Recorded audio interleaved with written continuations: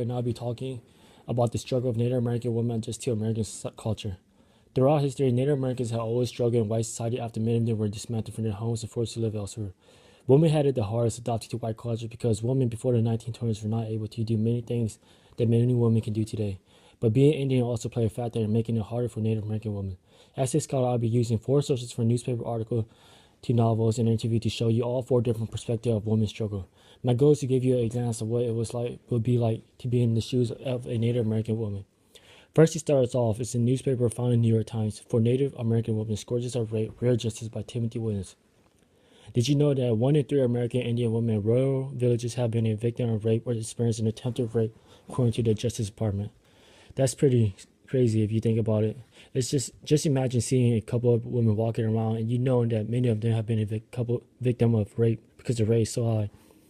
To Indian women, rape has been going on for a generation and state authorities have done little to prevent it. Nationwide, an arrest is made and just 13% of the sexual assault performed by American Indian women. Caroline Anton, age 50, who has been a victim of rape, states that she knows only a couple of people who have not been raped. That's out of 100. That's pretty crazy, I would say. In many novels written from female authors of Native Americans, you will find that rape is drawn close to many Indian women. Second, The Gelling of Cecilia Catcher by Janet Campbell Hill is a great novel that inspired many women because it shows the struggle of the author and how she overcame it. Janet Campbell Hill, a member of the Coeur d'Alene tribe, composes the story in a peaceful and impassive voice with real understanding of how it feels and what it means to be Native American. The novel is drawn from her experience of growing up as a Native American in a white dominant culture. She uses the character Cecilia to portray herself in the novel. The story itself consists of images of Cecilia, an Indian law student and mother of 2 who is spending the weekend in jail after her arrest for DUI on her 30th birthday. Held on an old welfare fraud charge, she thinks back to her life in reservation in Idaho, where she is raised by an alcoholic father who was full-blooded Indian and a half-bred mother who always gave her trouble and yelled at her.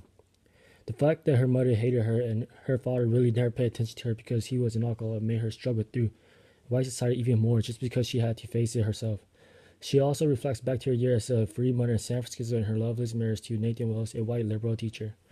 She scans her life, seeing patterns in the apparent emptiness of her life, realizing that in many ways she has been repeatedly bound by her society and culture. She comes close to the brink of killing herself, but her dreams of what she can be for her people and herself carries on for her suicide. A quote that I thought was great from the novel, and this her father told her, is that if you were going to compete successfully in the white man's world, you had to learn to play the white man's game. It was not enough that an Indian be as good, an Indian had to be better. I believe the quote means that in order to survive in white society, you have to change your ways of living as a Native American and adapt to the culture of your surroundings. Janet Campbell I would describe as a survivor because she is a strong woman who had to face many hardship and poverty to become who she is today. She received a scholarship to go to school where she began to reconnect her family heritage and find herself. Her past is something that she will never escape because her Indian heritage is what keeps her alive and going. Another great quote from one of her novel Bloodlines, she writes, "Sometimes it will take a lot of courage to live and do well in spite of it all. But being courageous is part of your heritage. The most admired quality among the Coeur d'Alene was courage. Courage has been bred into you. It is in your blood." This quote describes exactly who Janet Campbell is, courageous. Third, Academic Massacre by Tammy Truckwater is the story of 2 American Indian women in their struggle to survive academia. In this journal, the authors began by stating that the character is in pursuit to get her PhD, promising her that once she attained the degree, she would be well respected and making a difference for many Native Americans. She attended a Midwestern State University to continue her studies in American literature. Due to her brochure, she was convinced that the university will be filled with Native American professors, students, and a strong Native study program, but yet she was disappointed to find out that her and one other student were Native American, which was her only friend, and that there was no Native American professor. It wasn't until her 4th year that a Lakota scholar and writer arrived at the university to teach there. She was filled with excitement to see a Native American professor coming to teach at the school since her only Native buddy had departed from the school already. The past year, it came strong to her that many Indians are facing hardship and attacks regarding to the values of their scholarship due to the lack of understanding of the Native Americans. Once spring had hit, the recently Native American professor who arrived last year had been replaced. Both she and the professor were humiliated through the whole experience. Just imagine being the only kind of your descent at your school with no friends or professor. of your kind to help you get through your problem when you are down.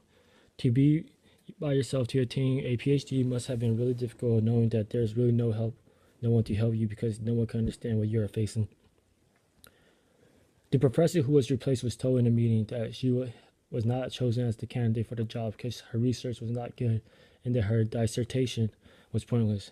This broke the professor's heart, and also the student, a knowledgeable American Indian with comprehensive research skill, was not skilled with research skills, was not well respected. Seeing all this brought a strong, clear message to her that even an experienced Indian may experience a verbal massacre of his or her scholarship in effort to a success in hiring decision. This article expresses the problem of education inequality for Native American women from the perspective of the students and professor. The message in this article clearly states that even with a degree, Native American women may still struggle to find respect and a job. Being Native American was already difficult to adopt to a new society, but through the gaze of academia, Native Americans often understand that the situation creates deception. A powerful message to all American Indian students. You will get in the doors, but after you have arrived, you will find the doors closing much more often. Find fewer allies and find your back more times than not. Firmly plan a line wall just in case. When one Indian is hurt, then we are all hurt. Prepare yourself.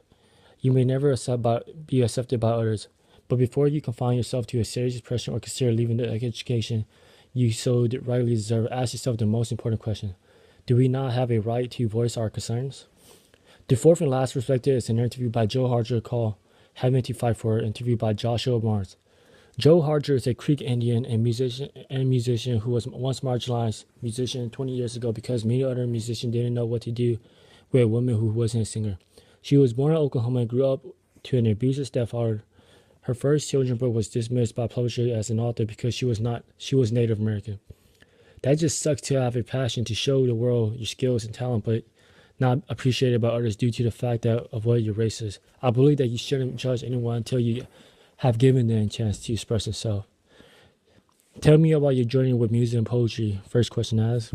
It came from her mother because her mother used to always sing and write songs at the kitchen table back when her father was still alive. She loved music as a kid, but it wasn't until she was 40 that she actually pursued it. During her 20s, when she attended University of New Mexico, she began to take interest in poetry. Jane Cortez was a major influence on her when she first heard her perform in New York City.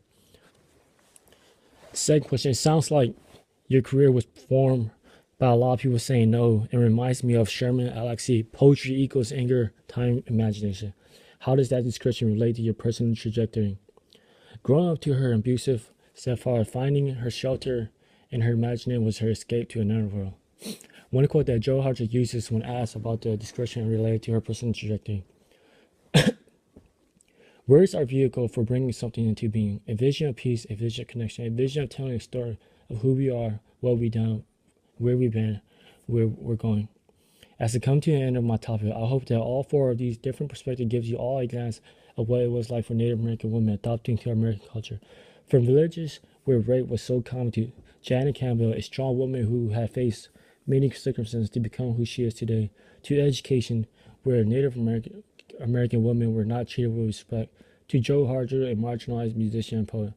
My goal was to put you all in the shoes of these characters to see what they had to face in the dominant white society. Thank you for listening. Until next time.